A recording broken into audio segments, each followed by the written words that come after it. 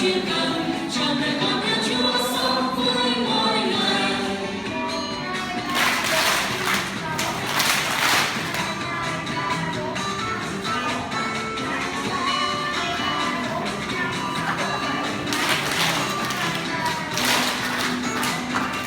Lòng con đổi thay với Chúa nắm quyền, tâm linh tâm hồn thân thể này luôn nên thánh.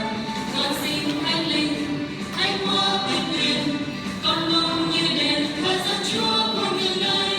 Hallelujah, Hallelujah, ngày ngày vẫn theo Chúa sống vui từng giây. Thánh Thiên chân thật xin nào chuyên cần trọn đời con theo Chúa sống vui mỗi ngày. Hallelujah, Hallelujah, ngày ngày vẫn theo Chúa sống vui từng giây. Thánh Thiên chân thật xin nào chuyên cần trọn đời con theo Chúa sống vui mỗi ngày. Tâm con đổi thay bởi Chúa nắm quyền, tâm linh tâm hồn thân thể này luôn nên thánh. Con xin Thánh Linh thánh hóa tinh tuyền, con mong như đền thời dân Chúa vui mừng ngày. Hallelujah, Hallelujah, ngày ngày vẫn theo Chúa sống vui từng giây.